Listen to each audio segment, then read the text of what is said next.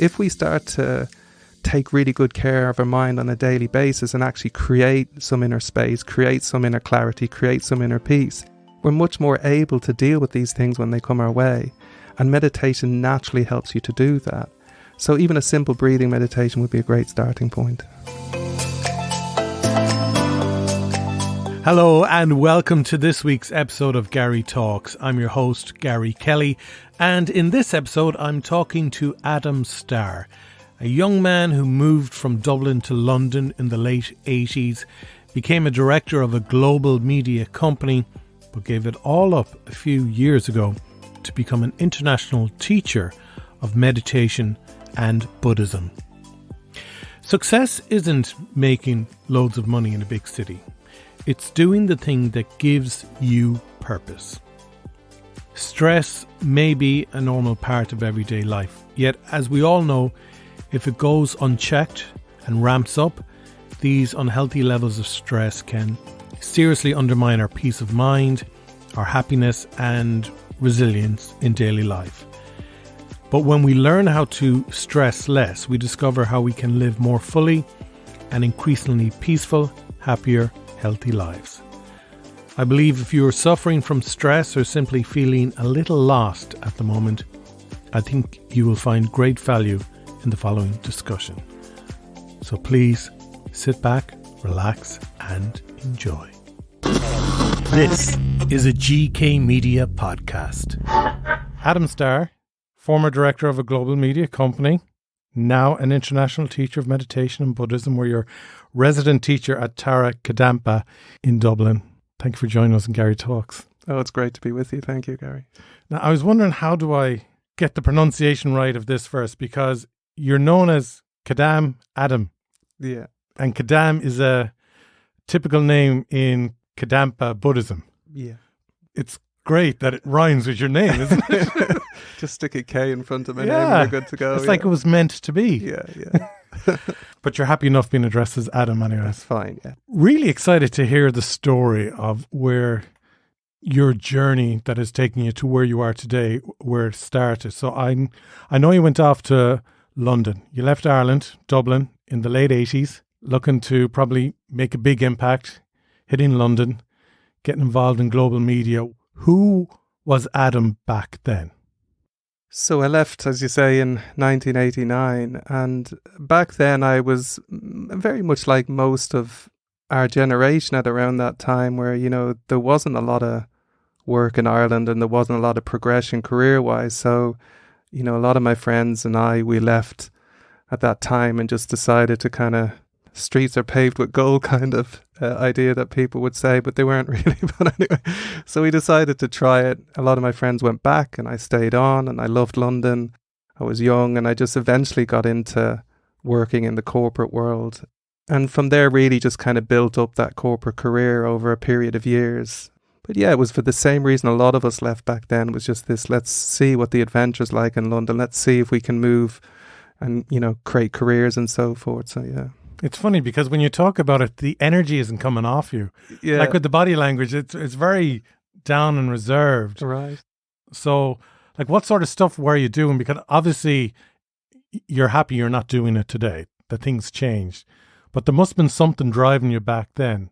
Yeah, I mean, you know, I was young and I was working for a company that was like very ambitious. And, you know, I was working in the area of corporate development. So my focus back then was basically traveling around the world, working with project teams and in the areas of mergers and acquisitions. So buying companies, integrating them into this bigger global media company, and this various strategic projects and strategic partnerships. So back then when I was that age, that was very exciting when you're a 27, 28-year-old traveling around the world and dealing with millions. Well, you know, and I just think for most of us back then, we did enjoy it a lot. And I still, to this day, have many fond memories of that period. And I didn't really leave it because I wasn't enjoying it.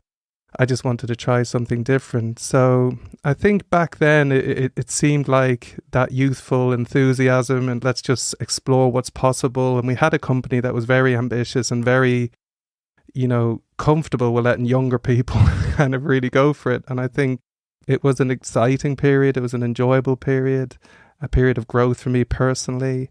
What was bad about it then? I think, I mean, like anything like that, you're spending very little time at home. So I lived in London, but I spent very little time in London. I would often be in other countries for long periods of time. I'd be in Australia for a month, or, in Germany just constantly, or, in the States or wherever. And so there was lots of periods where your home life is just kind of not always, the best, kind of largely non-existent. And I think, so there was a lot of stress with it. There was a lot of strain with it, but I did enjoy it at the same time. I was young and I was ambitious and I was enjoying it. And were you in a relationship at all? Yeah, I was. Yeah. And I think that, also suffered a little bit during that period, during that time. We still were very close, but I think, I was away an awful lot. So yeah, I mean, I look back on those days, and as I say, like any job at that nature, it's going to come with its stresses and it's going to come with its strains. And I was quite young and immature, and so a lot of it I was still processing. But then later on, before that, I'd met meditation, and so that was helping me hugely in that period of time. So you're traveling all around the world, and you're making good money, I presume. Yeah. So what was the camel that broke? The straw that broke the camel's back. I was going to say the camel that broke the straw's back. Well, I suppose I'd met meditation around 1997. So I'd already started meditation, and I really lent into the Buddhist meditation tradition around that period of time. And I was already kind of feeling like the deep benefit of that, and understanding that, happiness doesn't just come from money, And so...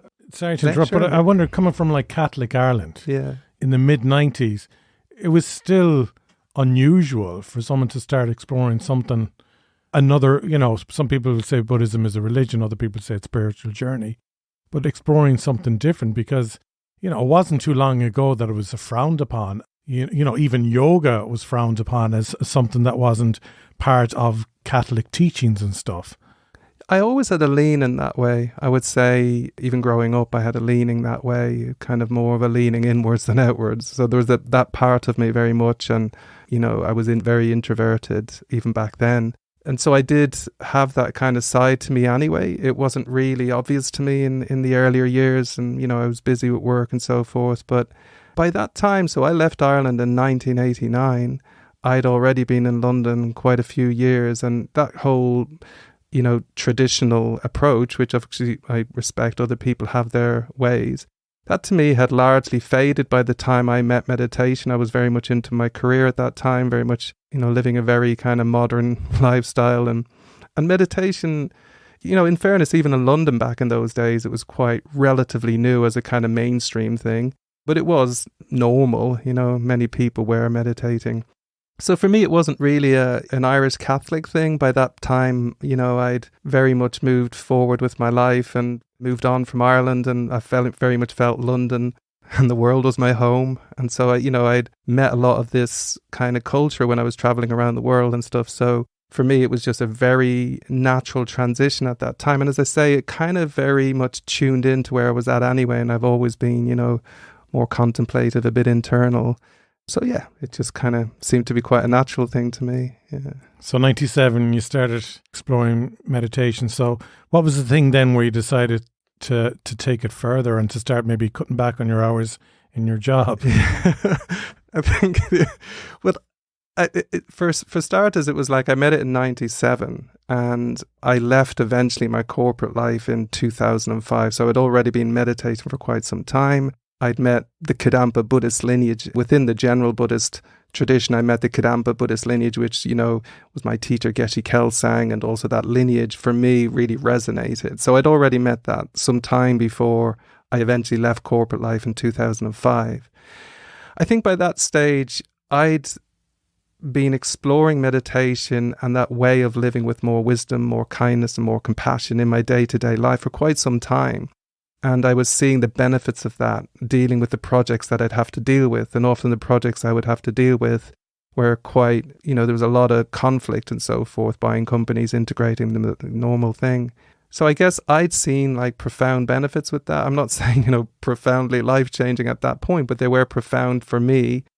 And I'd started teaching a little bit, sharing some of this in 2004, just before, the year before I left. And so really I didn't leave to get away from corporate life. I actually left to take a break for about a year. Things were going well with my career. I thought I'll be fine for a year and I'll just take a break. So I went to a Buddhist meditation retreat center to kind of deepen my own practice and deepen my own understanding. And what's a Buddhist meditation place like? Yeah, well, this one was in the countryside in Northamptonshire. So it was a Buddhist meditation retreat center in college. So it's called Nagarjuna Kadam Meditation Center. And at the time, I just felt like things were going well at work, and I just felt I needed to just step back for a little bit. I was 36 at the time, and I thought, I think this is a good time for me just to pause and just reflect a bit more deeply on what way I want to go forward with my life, and fully intending to return to work within about a year. I did some consulting work during that period, but I didn't really do any, day-to-day work. But over that year, I just started doing, a number of different retreats and so forth. I started teaching a little bit. That became a lot, not just at the Buddhist meditation center, but also, in corporate world and universities and schools and so forth. So by that point, by the end of the year, I kind of thought, well, I'll just keep rolling with this for now. And I'm still on that break 18 years later. So for me, it wasn't really intentional, and I didn't leave my corporate life because there was something fundamentally wrong. If anything, it was because everything was fine with it. And I thought, this is a good time, But you left a full-time job. That's what all my family said at the time. What the hell are you doing? I left you see, I didn't think, if I'm honest, I'd left a full-time job. I thought I'm taking a year-long break. Yeah. So it wasn't like this kind of big move for me. It just became something I thought as the year went on and I was teaching more and I was talking more in various different environments, I really felt that conversation for me was my sense of purpose. It's just having that conversation with organizations, individuals, to me, and that conversation's still ongoing now. I feel like I just started a conversation in 2005 that I've been continuing on for the last 18 years with no sense of loss of, my career and so forth. Yeah. But did you have a partner then back home? Because I know the family are back in Ireland. Did you have someone? By this time, I was single at the time that I left. Okay, so no one's saying, get off the couch now and go out there and start sending around your CV. Yeah, you didn't have that pressure. No, I didn't. So was this like a new chapter in your life, finding yourself, as one would say? Do you know that you had that, it was your journey. You wanted to explore and see what road you wanted to go down long term? Yeah, I mean, as I was saying, is like, I think the way it was for me, Garry, was more like I felt like I'd already found something in that way of life, in that Buddhist way of life, in that meditative way of life that I wanted to deepen. And I was, very busy, had a very busy career, constantly traveling. I thought, this is a good time to pause. Yeah. Financially, I was okay and no pressures that way. I was single, as you say. It was more like, I just want to deepen this. I just want to see where this goes. And rather than just keep on the hamster wheel for the next 40 years, I just thought, I'm going to get off the hamster wheel for a little bit, see where I can go with this and just see how this unfolds. It wasn't some big plan or some big 10-year plan, it was just, I'm going to go with this. And as I did, it just seemed more meaningful to me every month, every year, it just seemed more increasingly meaningful. And for me, it was like that conversation really needs to be had in society of a better way of living with more wisdom, more kindness, more compassion. And for me, that was my passion. Eventually, it was just having that conversation. I have the title of a teacher, but for me, I'm just having conversations with people. That's all. But it is a conversation, as we can see in our world at the moment, that I just felt it really needs to be had, not just in the confines of a meditation center, which is great, but also within just any walk of life, whether it's a company, whether it's a university, a school. To me, having that conversation became my purpose, really. And as I say, I'm still having that conversation. Did you find in the workplace, though, that there was people maybe of a more senior position or people who were there longer in the organization, and you said to yourself, I don't want to end up like them?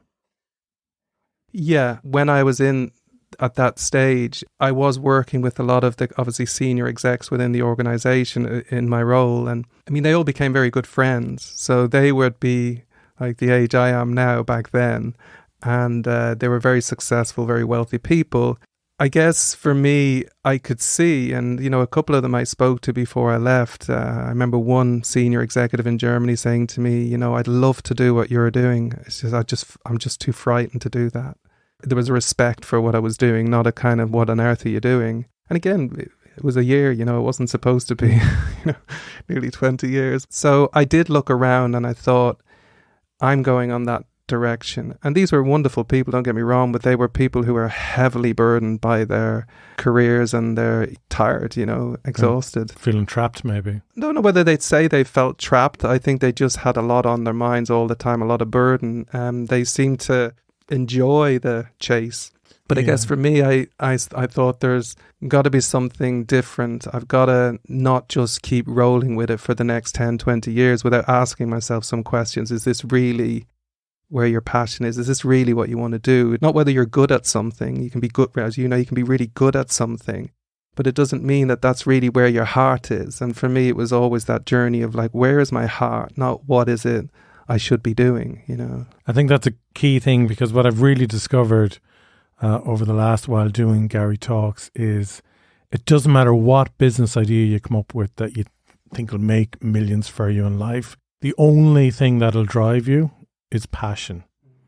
And if you can turn your passion into a job or into something that sustains a living, you've succeeded. You're blessed to have your passion making a living for you. So I think it's really important that what you were looking for was what's in your heart and what actually is your passion. So what do you think today now is your passion? For me, it is exactly what I said, a little while back. It's simply this ongoing conversation, having a conversation with individuals, organizations, whatever forum that conversation can be had in, about really understanding or trying to encourage people to see for themselves how a regular or daily meditation practice and learning to live with more wisdom, more kindness, more compassion in everyday life, like significantly improves how you experience your day in life. But it also improves the lives of those people you work and live with, and also improves our world if we really think about it. And for me, where that enthusiasm or passion comes from is the understanding that everyone has the potential to live that way more and more day by day. And I think that's the key. Most people feel they absolutely don't. And they really are just struggling to get through every day and deal with the stresses and strains. But through my own experience, I've understood, and, through working with others over the years, that we all have that potential within us and it needs to be cultivated. But it is entirely possible to live with much more wisdom, much more kindness, much more compassion. And actually, as I'd say to often when I'm speaking at workplaces, like, you become far more effective, especially if that's backed up with a daily meditation practice that gives you this peace of mind and a space in the mind to work with wisdom, kindness and compassion.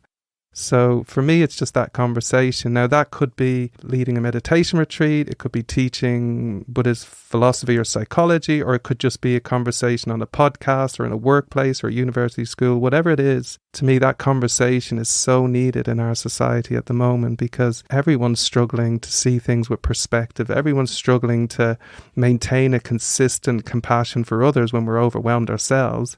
And I think people often don't have the space in their mind to really be able to make good, clear decisions about how they work with their life or their businesses, because their minds feel overwhelmed with it all.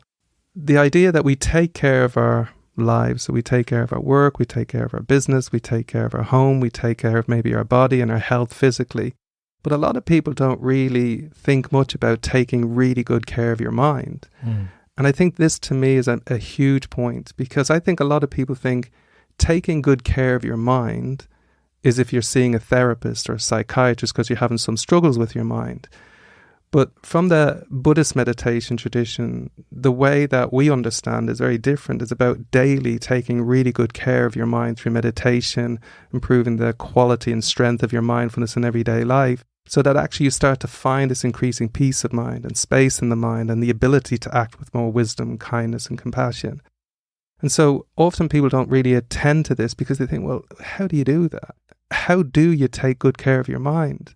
Well, you take good care of your mind through those kind of practices. And I know in my own experience and many, many people that I've taught and worked with over the years, I can see like huge significant changes in how they relate to their day and their lives through that kind of training. So for me, That would be my passion, is trying to encourage people to see that for themselves, not just theoretically or conceptually, but actually experience it daily, that idea of taking really good care of your mind through these practices.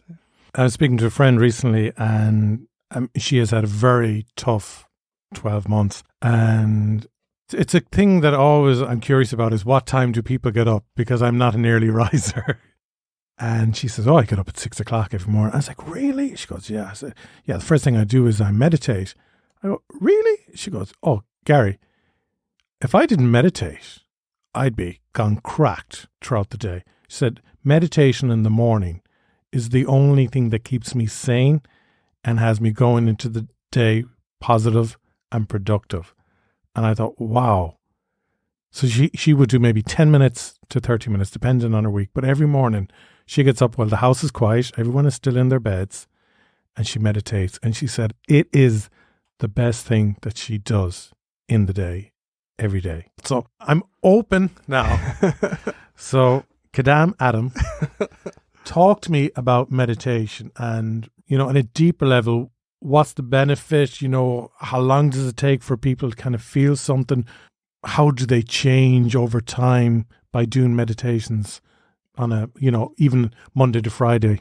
This is the thing with meditation, that people are discovering more and more now in their normal everyday lives, that maybe in the past, like you were saying earlier, maybe meditation wouldn't have been something that you would have heard much about in Ireland. I certainly hadn't heard much about it when I lived in Ireland when I was younger.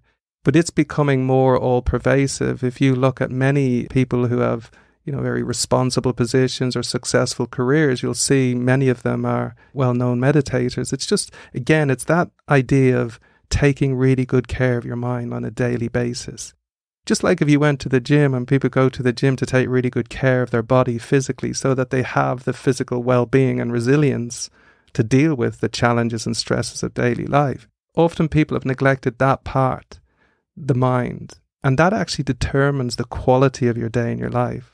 So think about it. How can you have a increasingly stress-free and happy life with an increasingly stressed out and unhappy mind? And so meditation is basically this inner training, a training of the mind.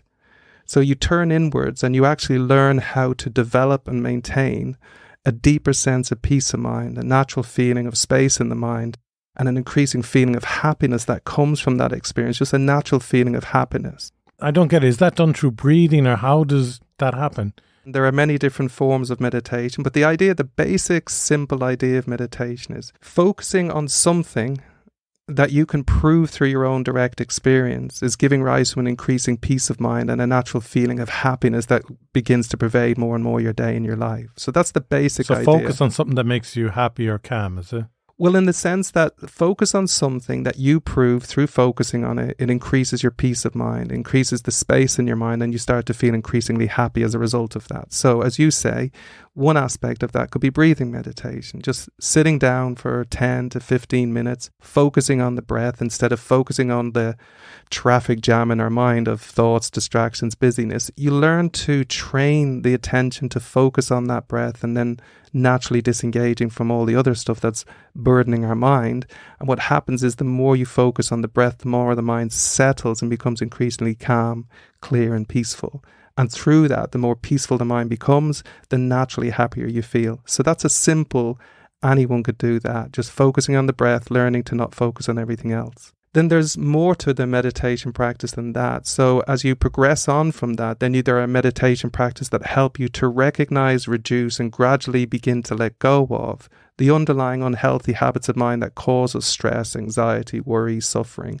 So there are meditations to help you to identify these underlying tendencies within the mind that enable you to begin to let them go more deeply and become more free of those unhealthy levels of stress and anxiety and so forth. Are you saying then that you're giving yourself the space to see what are bad triggers in your life that you really need to take ownership of, take control of and deal with, is it? Yeah, it's basically looking with more wisdom at the way you're responding to things and situations and understanding the real problem that we face in our day and our life. It's not what's happening out there, it's how we're responding in our mind and here. Now, if you look at that in meditation. So you connect to a deeper peace within yourself at the beginning. And then you just start to explore, how am I being triggered in the day? And what is it that's going on in my mind to cause this trigger and to cause this lack of peace and frustration and stress and anxiety? Eventually what it does is enable you to let go of those tendencies, to not indulge them so often and not to be triggered so easily. So these kind of meditations are deeply healing. It's like you start to be able to let go of those tendencies of triggering anxiety, stress, overwhelm and so forth. But the end product of all of that, or the gradual experience of all of that, is you start to find deeper peace of mind. You're letting go of the stuff that's really burdening your mind. You're cultivating those good qualities of the heart that actually increase our peace and positive energy. So that's essentially the journey of meditation. And you just start where you're at. So maybe like many of the people who come to our classes or courses, they'll just start with a simple breathing meditation. That's brilliant. Even that alone will help reduce your stress on a daily basis. You'll start to have more space in your mind. So for example, a lot of people feel they're in conflict with others and in conflict with life. The reality is what's going on is we're in conflict in our mind. Our minds are just overwhelmed with all this stuff. And so if we start to take really good care of our mind on a daily basis and actually create some inner space, create some inner clarity, create some inner peace, we're much more able to deal with these things when they come our way. And meditation naturally helps you to do that. So even a simple breathing meditation would be a great starting point. Yeah, it's amazing. I was on a clarity retreat with Power 7, which Barry Walsh, who was on the podcast before, he runs Power 7, and he had us on a clarity retreat earlier in 2023. One of the things we did was we sat on the cliffs of Moher, or scattered around the west coast of Ireland, so we couldn't see each other or anything like that. We were well in from the cliffs, I might add. And just we had to sit there and think, and he'd given us some kind of prompter questions to think about. And we had an hour to do it. And I was amazed more so by the fact of I have never given myself an hour to just sit down and allow my mind to be blank. You know, sometimes if I'm going for a walk, I say, okay, I have this thing in the back of my head. I need to find a solution for it. But that idea of just emptying out the mind and just letting it be was amazing. I thought, wow, for 42 years of age, it's crazy. Now, there might be people who meditate all the time. So hearing me say this, they're like, oh man, wake up. But for someone 42 years of age, I was like, how have I never done exercises like this? It's so bizarre. And what came from it was clarity on things. You know, where do we not allow ourselves that space? If there's a moment of quietness, the phone comes out of the pocket and we look at it. Or we're in the car and the radio is turned on. Or at home, the kids are put to bed, the TV comes on. There might be the good few people that, you know, might read before they go to sleep or something. But we're never really giving ourselves those moments of just silence. Yeah, a part of it is just the culture we live in now, and this always on culture. We're just so used to constantly following everything that's going on in our mind. But, you know, for centuries, people have taken the time in every spiritual tradition really to step back and to create some space to reflect on something a little bit more deeper and a little bit more meaningful to life. But I think it's a consequence of the busyness of our world and the busyness of our lives and the, you know, weapons of mass distraction that we're all suffering from. But when you start to explore something like meditation, you realize it's a bit like, you know, trying to run a marathon every single day with a rucksack on your back and never putting it down and thinking that you're going to get to the end and it's going to be a good run. You know, at some point you've got to put that rucksack down so that you have the health and the resilience to continue on with the marathon run. But what we're doing is we're carrying everything in our mind, our projects, our plans, family responsibilities, commitments, and everything else that's just coming in. And then the 24/7 news cycle kind of creating quite toxic feelings and emotions. Yeah. And we're never putting it down. Like, we're just letting that run all day long. And like you say, one of the things we quite naturally do nowadays when there's a spare moment, we look at our phone, like you were saying about that bus stop in Dublin earlier on. That's what we do. Yeah. One of the reasons people sit with their phone and look at it, if we check, it's because our minds are so uncomfortable. We just can't sit by ourselves at the moment. So meditation enables you to really clear a space within your mind. It's not like you're shutting down your thinking and your contemplative faculties. You're just temporarily clearing the busyness in the mind, like decluttering the mind, so that there's some space in your mind that some wisdom can start to manifest within that, so you can look at things with a bit more perspective and a bit more deeper.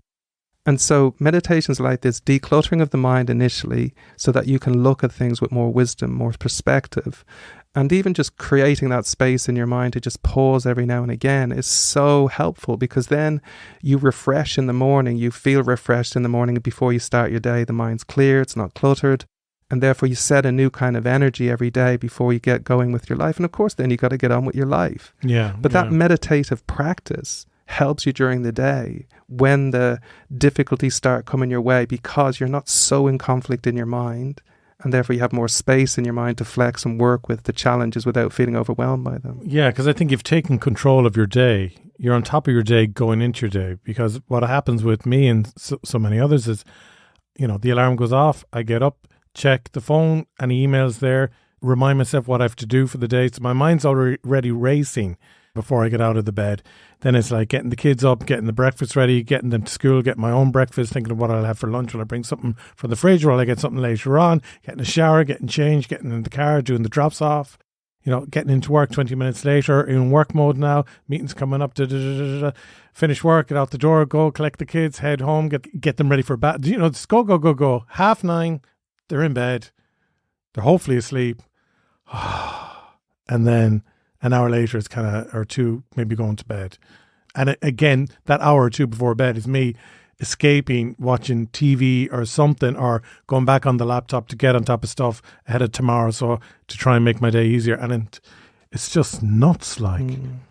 Yeah, I think one of the challenges, Garry, of our lifestyles, and especially if you have a lot on and family and commitments and so forth, is you can start to feel like you're a human doing as opposed to a human being.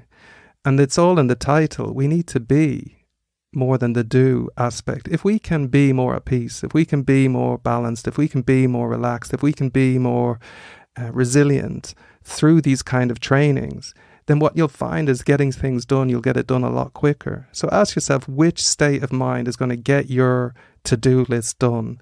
Stressed out, overwhelmed, anxious state of mind, or a calm, relaxed, peaceful state of mind? Now, often what people say is, well, actually, what makes me get it done is the stress and anxiety. If I didn't have the stress and anxiety, I wouldn't work as hard as I do. But again, ask yourself, is that really delivering quality in what you're doing, or even quality of experience in what you're doing? So it's this idea of, if we take the time to just be, and I mean not be with just a blank mind, I mean with a peaceful, balanced, relaxed mind, looking at life with wisdom, not just zoning out, because that's not going to help us greatly. Yeah. But initially, we do need to declutter the mind a little bit. But if we do center in a more peaceful, balanced mind every morning before we start the day, look at the day ahead with more wisdom, more perspective, then we'll start to see that actually the success that I'm going to experience today in my business and in my work is not what I get done. It's how I feel when I'm doing it, because we don't have long enough to be constantly just doing. One day we're going to get to the end of this life and realize all I ever did was do, as opposed to real success in our day, real success in our life is how you feel at the end of the day. Do I feel like I dealt with this with acceptance, with flexibility? Do I feel like I felt really connected with my family and my kids in my heart? Like, did I really have a genuine warmth when I met them in the morning, like a warm heart of love, for example, when I'm sitting with my kids? Did I feel like when the adversities came my way, which they do every day, I was able to accept them, flex them, work with them? Because I would say that's the definition of success. It's how you feel at the end of the day, not whether you got that to-do list done by the end of the day. By the way, as you know, nobody ever finishes their to-do list. It's why it's called a to-do list. It never gets done. Yeah, it's so true. Like being present with the people that are important in your life. Yeah. Including your work colleagues and if you're not present with your work colleagues and your team, and all day long you're just doing, eventually they're going to notice that. And they're going to tune out and dial out when you're trying to get them to do things. The easiest way to get anything done or to accomplish anything is to cherish the people you work with. And if you cherish the people you work with, they'll respect you, and therefore get things done a lot quicker. But I think the main point is this: it's that to-do list will never be done anyway. So if all we're doing is doing all day long and never really being more at peace, more happy. Because we're human beings. It's in the title. Yeah. I just came up with that. It's all in the title, you know. But we think we're human doings these days, or we're acting like we're human doings. And it's not, what I'm saying is it's not that you get less done. It's just the way you're getting it done enables you to get a lot more done if you have more space in your mind. And also it enables you to feel at the end of the day, it was a meaningful day. I connected with people, I got things done with flexibility, acceptance, resilience, with some wisdom. So that was a good day. It's how you feel at the end of the day that's important, not what you get done by the end of the day, I would say. It's funny because it reminds me of someone who I recently saw in the workplace, and they were trying to do a task and then they were moving on to another task and then another task, and they weren't completing any task. And they were all over the place because they weren't calm. So at the end of the day, they'd all these bits and pieces done, but not. And I know there's a difference between multitasking and just focusing on one thing until you get that done. But it was the fact that there was no calmness, and the person was wrecked because they were up late the night before, unintentionally. Like, it wasn't that they were partying or anything, but I was just amazed that because they were tired and they were frantic because that they were tired, they weren't calm, and they were putting more and more pressure on themselves because they were aware of that. You know, it's fascinating. You were talking about, you know, some people think I need stress to achieve things and meet deadlines, but there's healthy stress and then there's bad stress. Do you want to talk a bit about that? I mean, stress is just, from one point of view, an inevitable part of our day and our life. But when it starts to ramp up, like when we start to, because we haven't dealt with the underlying causes of stress within the mind, if that stress starts to ramp up, it can seriously undermine your peace of mind, seriously undermine your mental health and emotional well-being. So that kind of awareness of the possibility of that ramping up is such an important point for everyone to really consider. So the stress that we're experiencing, if we really check and if we look at it with a bit of wisdom, is really just tension in the mind. So this mental stress that becomes this very unhealthy level of stress. That tension is really important to begin to explore, because if we don't deal with it, it really can get out of control. So for example, tension in general is like if I go and push that wall, I'll start feeling tension in my body because I'm pushing against this immovable force, which is that wall. Should be immovable. This immovable force of that wall. So I start to build tension in my body. When we talk about mental stress or unhealthy levels of mental stress, it's basically when we come up against the reality of what's happening in the moment, and there's strong grasping at these unrealistic expectations of what should be happening in the moment. And an unrealistic expectation is anything that isn't happening in the moment. And we think, this shouldn't be this way. I don't want this to be this way. And we grasp tightly at that, creating this tension in the mind when it is this way. So in this moment, life can only ever be what it is. Life can only ever be in that moment what it is. It doesn't mean that you don't try to change it and improve the situation. But to let go of the stress and tension, you first have to accept you have that situation. Like, you know that, like, I can't believe he just said that or she just said that. But she did say it and he did say it. But our tension isn't coming from what they said. That's the immovable force of reality. The tension has come from strong grasping in the mind at these unrealistic expectations. We'll always have unrealistic expectations. We think days are going to be perfect. That's not the problem. The problem is the strong grasping in the mind at that creates all this tension in the mind. So if we could learn, for example, to just notice that, okay, what am I grasping at here? This expectation that things should be other than what they are in the moment. That's what's creating the tension in my mind. So what I really need to do is just relax that grasping. Just breathe, focus on the breath, and meditators become very familiar with this, so you can relax the mind a bit when you start to feel that tension. And then just accept the reality of what's happening in the moment, and then work with it, work through it, try and resolve it. But the first part is to accept what's actually happening. So is acceptance the core, really? Yeah. And why are we so against acceptance? Because we believe that acceptance is resignation. We think, like, if I'm just going to accept everything, everybody's going to walk over me, treat me what way they want. Acceptance actually just lining up with reality. And reality is things will definitely go wrong today. I mean, we invented the phrase Murphy's Law. Do you know what I mean? If it can go wrong, it will go wrong. Haven't you noticed? Things are always going wrong. You see, our belief is the problems we have in life are the problems we meet in people and situations. The problem in life isn't the people and the situations that we meet. It's our problem with problems.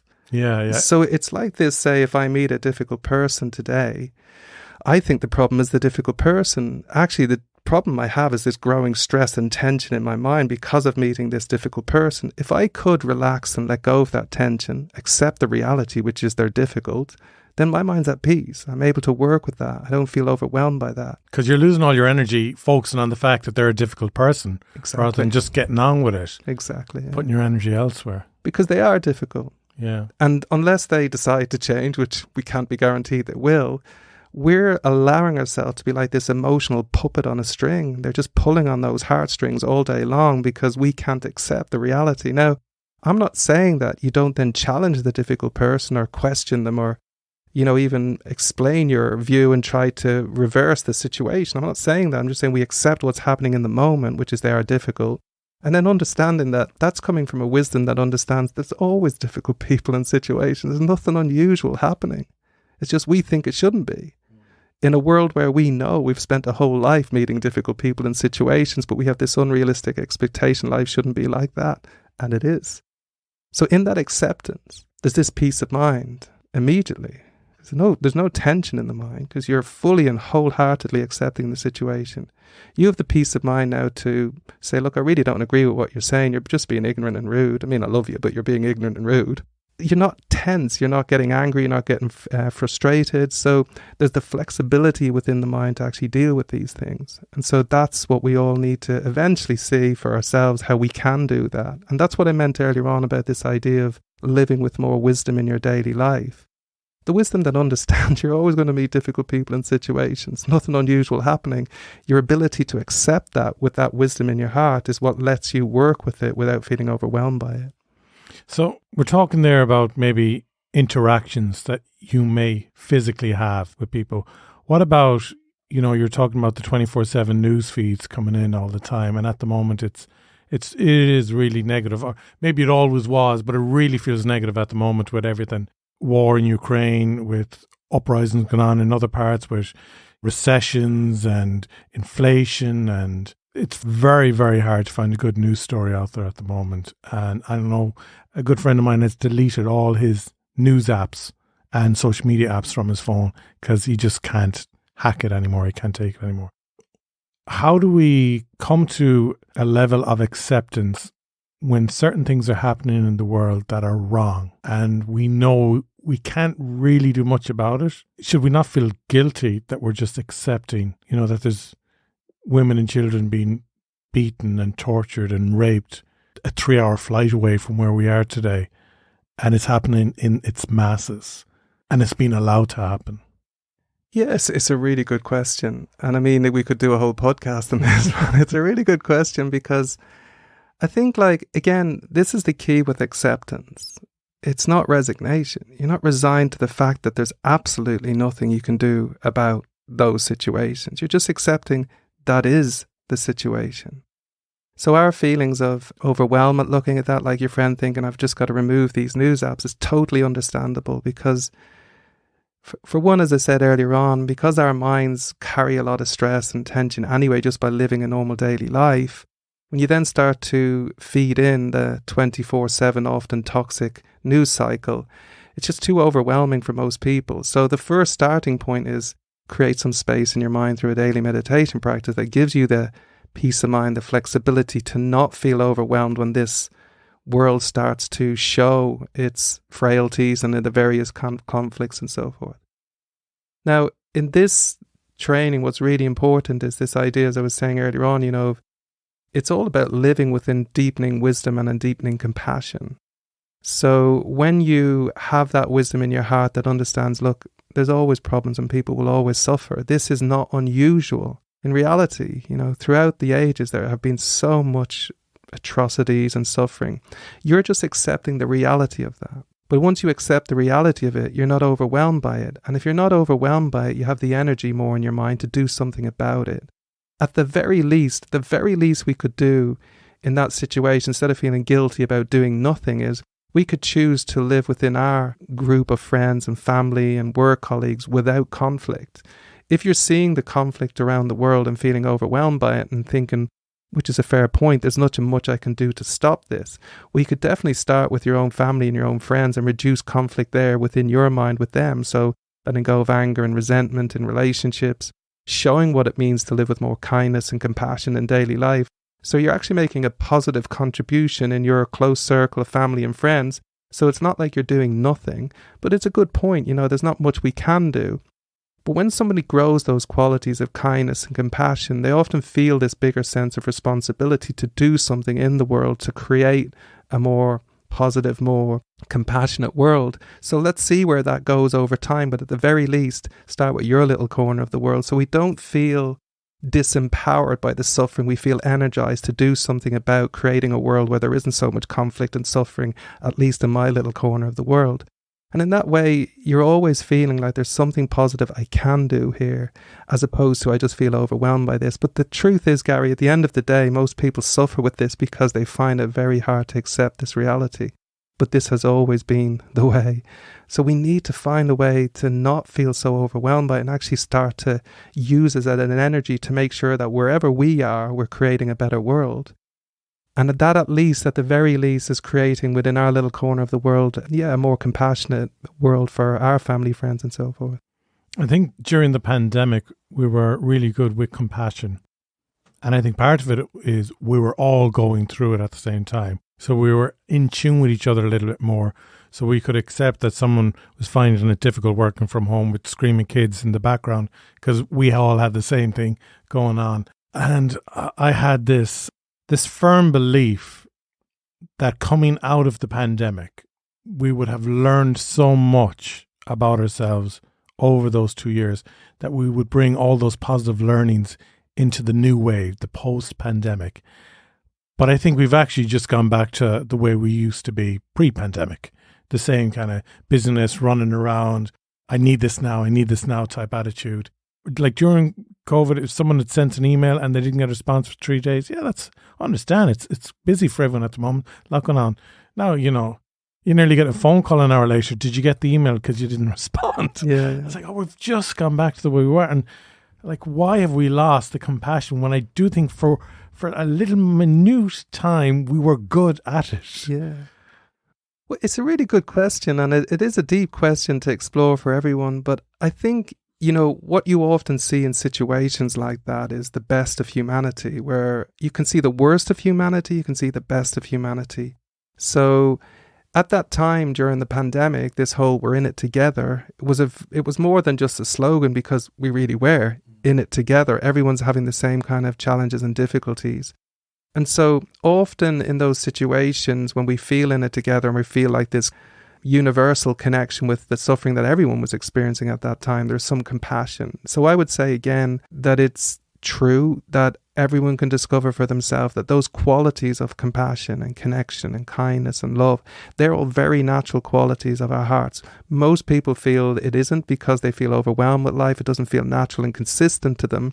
But in situations like that, you can see that compassion arise. And like if you remember back when, Live Aid in Ireland gave, I think, the most money per capita of any country in the world, because there was a compassion there. And we've, historically experienced a lot of suffering in this country. Yeah. So we know, and a shared suffering within this country. So that compassionate quality, in my view, at least, is a thing in Ireland that we would definitely all share. However, in that pandemic situation, so this compassionate response and everybody more accepting of each other and so for a period of time. However, there was also the flip side of that. Put us in lockdown for long enough and our mental health begins to suffer, our anxiety begins to increase, our stress begins to increase. I was writing an article for the Galway Advertiser this last week, and I had to do some research on this, where since the pandemic, the stress levels in Ireland have increased. So at the moment, the average adult would say they suffer badly from stress, about 36% of the country, which is higher than the global average of 31%. And over half of young people say they suffer from stress consistently since the pandemic. So here's the thing, when you're in a situation like that and your mind's being battered by those lockdowns and all of the various other restrictions that people were experiencing, having to be at home, your palace starts to feel like a prison. When you start to get that going on in your mind starts to struggle. And we have this tendency when we struggle to start getting a little bit too fixated on ourselves. But just because we're overwhelmed, we start to get this kind of self-absorbed, like slightly obsessive fixation on ourselves, which makes it very hard for us to then connect with others. And so after the pandemic, a lot of people are experiencing the traumatic effects of that, not really dealing with it, we were just happy to get out of it, but actually it's left quite an impact on a lot of people's minds. And as you probably know, like if you look around at friends and family, you know, the lives have got a little bit small, or we kind of like, oh, I don't want to do that, you know, it's just too much. And because I thought that's because I was just getting older. I think it's a kind of partly an effect of that pandemic period. I think it's also part of getting older, but anyway. So I think what happens through a period of like that is you come out of a situation like this with this kind of residue of emotional, mental wear and tear, you know, on the engine of our mind, and we're not actually dealing with it. We haven't actually serviced the mind, if you know what I mean. We haven't taken really good care of our mind. So then you'll experience people struggling with stress, struggling with anxiety. That's why I said at the beginning, you know, it's really important for everybody to understand you can take good care of your mind on a daily basis with very little investment in time in a simple meditation practice of 10 to 15 minutes. If we were doing that, we'd be coming out of that pandemic situation feeling, and I've seen this with many people who started to learn to meditate. You know, we were doing live streams at the time, and I'd meet them then after the pandemic, you know, and they'd say, like, I really used that meditation practice. It really helped me. You come out of it not feeling so burdened. So even the people who are still struggling with anxiety or stress ever since, integrating a simple daily 10 to 15 minute meditation practice will start to at least begin to move a little bit beyond that experience. So there are solutions there, but I think it's something that everyone, if they can, to reflect on, because there really is a way to move beyond that. Yeah, because I think if people really look inwards, you know, have they given themselves that space since things opened up again in the last year or so to just kind of say, what went on for the last 2 years? How did it affect me? How has it changed me? And how do I want to deal with that moving forward even? Yeah, I mean, that's the thing, isn't it? I think that's the challenge for people. It's like, we've come out of that situation and we were just happy to get out physically. Let's get out again. Let's get on holiday. Let's go to places we haven't been before. But we're going on holiday. And as a lot of people found, a lot of people report to me, as you go on holiday with all of that, almost like PTSD, you know, post-traumatic stress disorder. You've got all of this residue of tension and stress. And actually those holidays weren't that enjoyable from what I've heard from friends and family members, because we're carrying all that. We're just glad to get out. We're delighted to get back out into the world, but our minds are not in the best of place. Again, like I said, can you have like a stress-free and happy holiday with a stressed out and unhappy mind? So it's really important that, this is what I mean, Garry, it's really important to understand that just practically, if we're doing this every day, we can move beyond that. We can start to enjoy things at a deeper level again from the inside out. If you're not dealing with your mind, the quality of your day and the quality of your life is very much determined by the quality of your mind in that day in life. If your mind is stressed out and overwhelmed, you are not going to enjoy a quality day. But if your mind feels genuinely healthy, genuinely resilient, genuinely peaceful and happy, that day will be so much more enjoyable. So everybody who came out of the pandemic with that residue still left in their mind, that resonance of a difficult period, they can work through that day by day and start to actually look for a better way forward, the way you were talking earlier on. Can we move forward with more wisdom and compassion? And it's entirely possible, but unless we're attending to that on a daily basis, it becomes almost impossible. How long do you meditate per day? For me, it depends. For me, again, I've been meditating for many years, and I have a meditation routine in the morning that would probably be anywhere between 90 minutes to 2 hours. So that's my daily practice. But again, like I say, I've been meditating for many years, and I might meditate again in the evening for a little bit, a lot shorter. And then, of course, I teach every night, so pretty much every night. So during the week, and so I'd be guiding meditations and so forth. But my main session is just really one good long session in the morning. For most people, though, and it's important to understand this, 10-15 minutes a day of a simple breathing meditation will definitely deliver a lot of the results we've been talking about in this podcast. So just a simple 10 to 15 minute meditation practice a day can help anybody in that way. So my daily practice would be that, 90 minutes, maybe 2 hours in the morning, first thing, before I do anything. So I don't pick up a phone, nothing like that. As soon as I get up, I go to my meditation room and just sit and meditate before I do anything else. And you've like an app on or anything? No, I mean, I think apps are a relatively new development. They're a great development. I think anything that helps people feel a little bit supported in the early phase of their meditation practice is really good. Like a guided meditation that's recorded is super helpful. It's a bit like, when you ride a bike when you're a kid. You don't just get on the bike, you put stabilizers on until you feel comfortable and there's a balance. So guided meditations are really helpful that way, or, attending a class where there's a guided meditation within it. That's really helpful to kind of build some confidence. But then eventually you don't need apps, you don't need anything. Meditation is this internal practice. It's a training of the mind. It's entirely internal within the mind. But are you talking to yourself doing it? I mean, you can be reflecting on something. So, for example, in the meditation on generating affectionate love or a warm heart of love for others, you turn inwards, you connect with that peaceful mind through focusing on the breath. So you center in a peaceful mind and a good heart, that innate peace and goodness that lies within all of us that I was talking about earlier.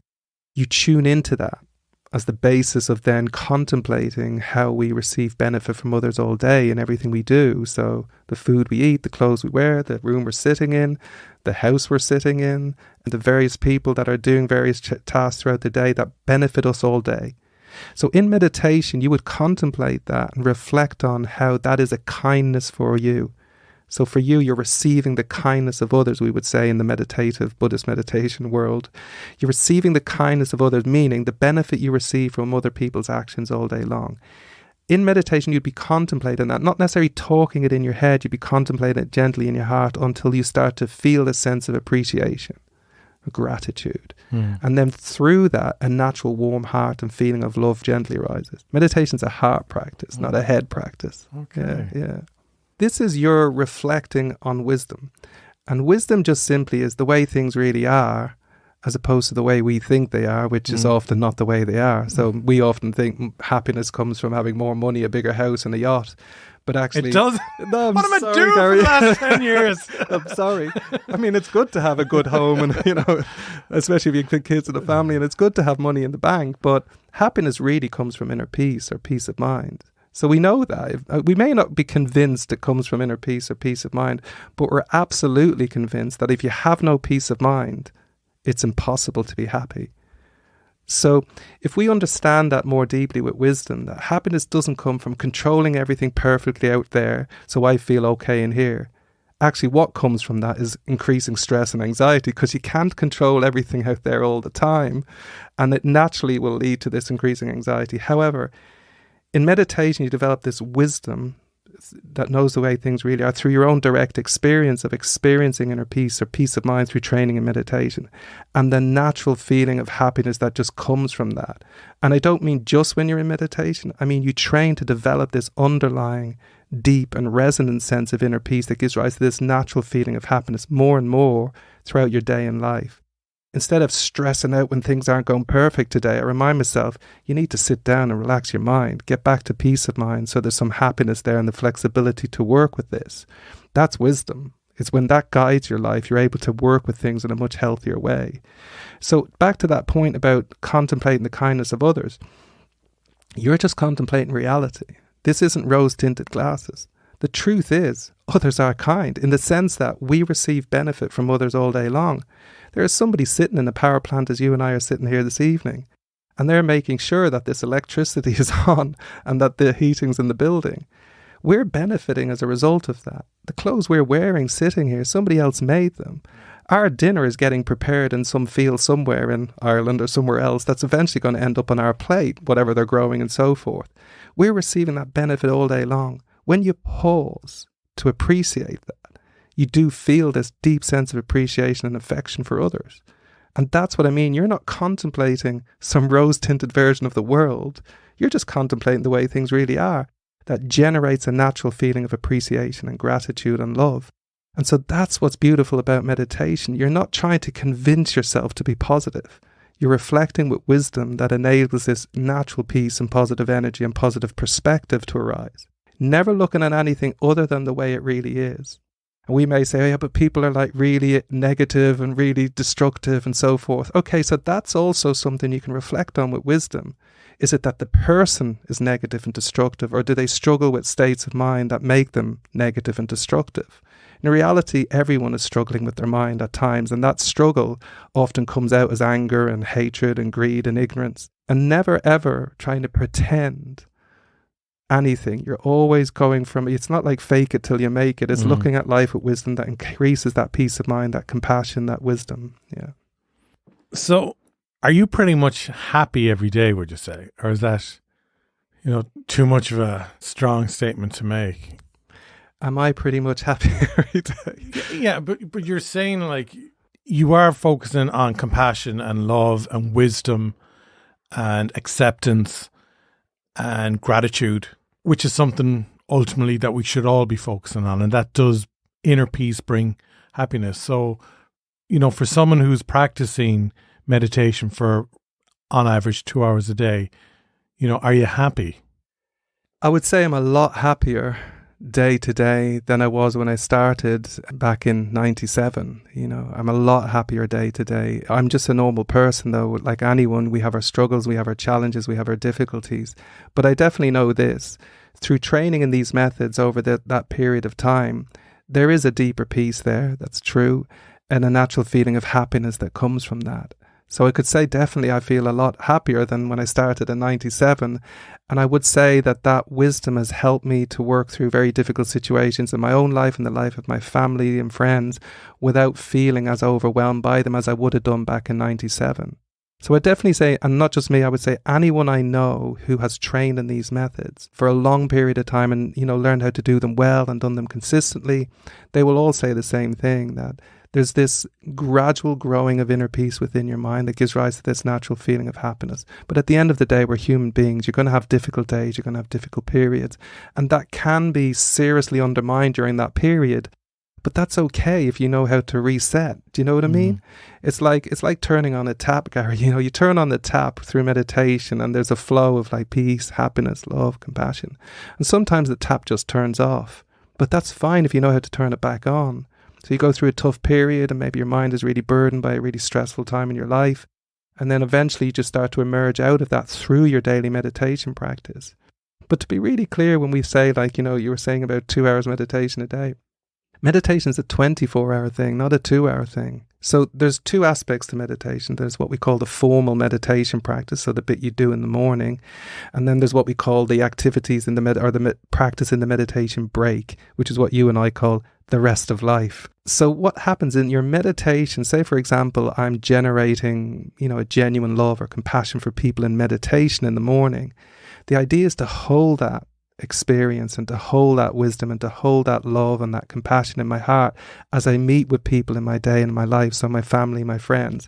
I don't need to be sitting with my eyes closed in meditation posture to love my family. Yeah, so you just don't do it for the 2 hours of the day and then you're an antichrist for the rest. Because that wouldn't work, would it? Because you just go back and we were saying a little bit earlier, if you did go back every day, you just have these like huge feelings of remorse and guilt every morning. 3 hours this morning after what I did yesterday. The idea is to carry the experience into your life, into your everyday life. The main work is done outside the formal meditation practice. It's how you live your life, where you're living from. And that's the key, because that's where those qualities strengthen. And again, I go back to that point. Everyone who's listening to this podcast is thinking, oh, if only you knew my mind. I am not that kind of person who is consistently kind, compassionate, wise. Actually, what you discover through meditation practice is what we feel are the limits of our love, our compassion, our wisdom are actually the limitless capacity within the mind for those qualities. Meditation just helps you cultivate those trainings over time. And many, many centuries ago, over 2,500 years ago, Buddha introduced this proposition into the world. Everyone has within them innate peace and goodness. They may not feel it a lot, but it's there. And you can cultivate it. And everyone has the potential or the capacity within their mind for far deeper love, compassion and wisdom that we can experience much more consistently and much more deeply.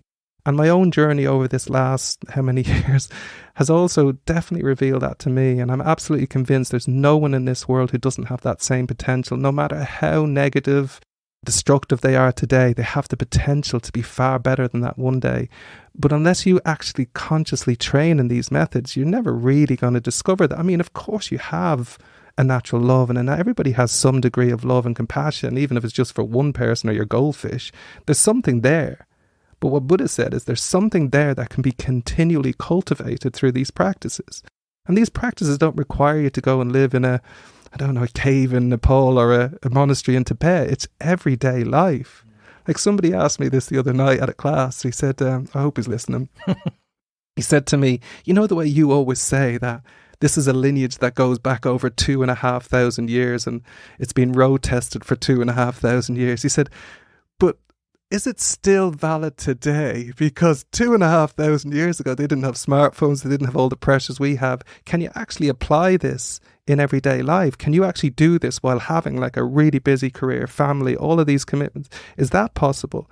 But the only reason I teach, or the only reason I'm still teaching, is because that's where I learned it, was in that intense corporate job for all those years, where I realized actually this is making a significant and qualitative difference to how I'm working, to how I'm dealing with things.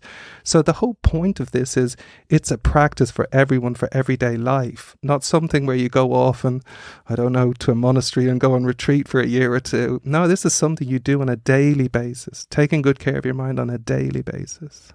Just briefly then, who is Buddha and what is Buddhism? So Buddha is someone who, over 2,500 years ago, attained what's called enlightenment, which is he cultivated that spiritual potential that I've been discussing, that inner potential that everyone has for deep love, compassion, wisdom. And is this a belief of a man who walked the earth, like physically? Yeah, definitely. Yeah. Buddha was a prince back in those days in India 2,500 years ago. Just to put it very simply, he realized that potential within himself.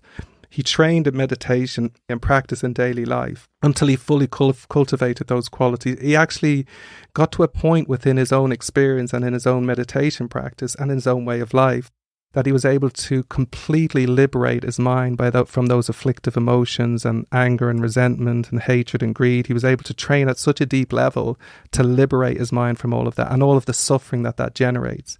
But he was also able to cultivate a universal love and compassion for every single living being without exception. That's how he understood everyone has the same potential within them through his own direct experience. So Buddha was just like you and me. He's not like a god or some, other kind of being. He was like you and me, but he discovered this spiritual potential of that Buddha seed that I was talking about earlier on. He discovered how that's possible for everyone. And then he trained continually in these methods until he finally liberated his mind from suffering and attained this supreme and everlasting peace and happiness known as enlightenment. So that's putting it in as simple a term as I possibly can. So Buddhism is that way of life, a life that's based on that understanding. We have this incredible inner potential or spiritual potential, but not theoretical. It's like prove it yourself through your own experience. And as I say, for me, maybe at the beginning, I wasn't really sure that was the case. But as the years go on, I'm increasingly confident that's the case for everyone without exception. And would you drink? It depends on the individual. I personally don't and haven't done for a very long time because I guess from the point of view of a meditator, often we drink to just alleviate the stress and the strain of everyday life or to just feel a little bit better. And I totally understand why people do that. But as a meditator, you're not seeking that happiness or that relief outside of yourself. You're finding it within your own training, within your own mind. And so it becomes less and less a need for that. So there are people who are training in these methods who drink, and that's absolutely fine. Everyone's free to do whatever they want. But from a Buddhist point of view, say for me personally, I don't feel any need for that, haven't for a very long time. And again, you're doing that inner work to alleviate the stress before the need for a drink or other drugs or whatever. Yeah. No, I just wonder, is there this kind of, the ideal Buddhist, we'll say, in the group? So someone who doesn't drink, someone who doesn't smoke. Like, do you have these kind of preferences? There are guidelines about how we can live our life over time, but there is no ideal within Buddhism. The ideal is that everyone is just where they're at and everyone's dealing with what they're dealing with, and that's perfectly fine. A big part of the training in Buddhism is learning to be deeply at peace with and fully accept the imperfect nature of yourself, others, and life. When you can really be at peace with and fully accept who you are and all the flaws and limitations that we all suffer from, and you can accept everyone else for their flaws and limitations because that's the way life is. And also you can accept life isn't perfect. When you have that acceptance in your heart, that's the start of a journey to really improving continually, because you can learn to let go of those and you can learn to become the person you wish to be. So there are guidelines, but it's not like you have to do this to be a Buddhist. Do you, basically. Do whatever you feel is right for you at that time. And then gradually your experience over time starts to replace that. The need for these various different distractions, addictions and so forth become less and less as you find a deeper peace and freedom within yourself. Yeah. Yeah, because I always feel that people have a vice. So, mine would be a glass of wine. The wife's would be the jar of Nutella. Some people would be a cigarette. What would your vice be? For me, I mean... See, I'm going to feel bad now if you don't have a vice. I mean, I think I wouldn't call them vices anyway, like anything. Like if somebody says to me, my vice is a glass of wine, I would say, well, that's just your preference. It's not a vice. I wouldn't make any judgment on anyone based on what they do or the jar of Nutella. It's like, I think I wouldn't say... I should say the jar of Nutella does last a few weeks in the house. Yeah. It's not devoured in one Yeah, week. Exactly. So the thing is the way we make judgments on these things is, again, that point that I was saying earlier on, that we have to learn to be at peace with and accept where we're at. You can't really move forward in your life if you're berating yourself for who you are. So often one of the challenges we have is because we have these habits and we suffer from them. Again, our idea is I have this habit and then we judge ourselves for it. Whereas from a Buddhist perspective, you would say, no, we all suffer from various different tendencies and they manifest in various different ways. There's no reason to berate yourself for that. In fact, the only appropriate response is compassion for yourself if you're struggling with various things. So there's no vice in that way. But one of the challenges with that is when we have these habits and we are making a judgment and we feel we're never quite enough or we're never quite good enough. And so this idea that most people suffer with nowadays and really struggle with these days is this feeling, this underlying feeling that's not always consciously expressed, that you're never quite enough. And there's nothing you ever do that's quite good enough because we suffer from these tendencies and then we judge ourselves for having them and then we feel we're never good enough. We can't move beyond our vices. We can't move in a healthier way. The truth is, when you're talking like that, you're not talking, or that's not a commentary on who you actually are. It's just a commentary on what you're suffering from or familiar with. And so we actually can discover through meditation that it never reflects who you truly are. As I said, everyone has this incredible potential within them, but because we get caught up in these habits and judging ourselves from them, we never feel we're quite good enough. So we're always striving to be better, to do more, to be more successful, because we hope one day I'll feel better about myself. But the idea is to have some compassion for yourself and understand, start to heal that, start to work with those tendencies, let them go more and more, and you'll start to feel naturally good about yourself, and you'll always feel you're enough, and you'll always feel you have the potential to be increasingly growing and growing. So it's this idea that we need to, when we're talking about these things, and whether it's us or we're talking about anyone else, it's like we just need to just think, everyone struggles with various different things, and there's no reason to say it's a good thing or a bad thing. It just is the thing that you're experiencing at this moment in time. I love that saying. You remember the Robin Williams, I don't know if you've ever heard this one, but I used to love Robin Williams, but that saying where he'd say, because he had a lot of struggle with mental health during his life and so forth, and he said, everyone's struggling with something you know nothing about, so be kind always. And I love that, every time I think about that, I always remind myself, no matter what's going on for anyone today, there's never a basis to judge anyone. There's just a basis to have compassion for everyone, because we're all struggling. It's not like sympathy in the sense of per you. It's empathy that becomes compassion. We're all in the same boat. But as I say, the main point with this is we all have our various different tendencies, but we can begin to heal and move beyond them. But we'll only start to move beyond them when we realize we have the potential to move beyond them, as opposed to I'm never good enough, I'm never quite good enough, and I don't want to look at this because I'm stuck in it and can't change it. Meditation shows you definitely can. None of that stuff is fixed. I really enjoyed today's conversation. I realised I had a bunch of questions and I didn't even look at the list once. But what I want to mention is you do have Kadam Meditation Centre, which is based in Temple Oak Village, yeah. So Temple Oak, Kadam Meditation Centre is in Temple Oak. But you also have meditation classes taking place throughout the country as well. Do you want to tell us a little bit about that? Because I know Barry from Power of Seven. It does them in Galway, called Healthy Mind, Resilient and Happy. Yeah. So we have the main centre for Ireland is in Dublin, as you say, but we have branches in Cork, Limerick, and we haven't got the branch in Limerick active at the moment, but we had pre-pandemic. We're going to reactivate it soon. And then we obviously have the branch in Galway. We've actually had it here for many years, and Barry's been one of the principal teachers for that branch for many years. He's a really experienced practitioner, great teacher. And so he has the classes at Connacht Hotel at the moment. We used to have it in the University of Galway. He has it in Connacht Hotel every Wednesday evening. And so those classes run throughout the year. So at the moment he's on a series called Healthy Mind, Happy Resilient Life.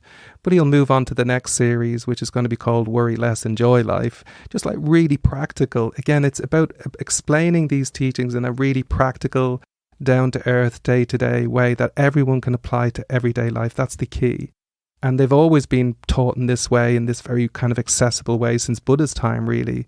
But the one in Galway, yeah, I'd really encourage anyone to drop into that whenever you like, because he's a really good teacher. He's a very strong practitioner. So I think those kind of classes people would really benefit from. And as you know, Barry has, a very busy life as a family, and, he has a lot of things going on, but he works with these practices very well, I would say. But he's always so calm and content. Yeah. Yeah, he's a good guy. He's a great guy. Yeah. He's going to hate me saying that.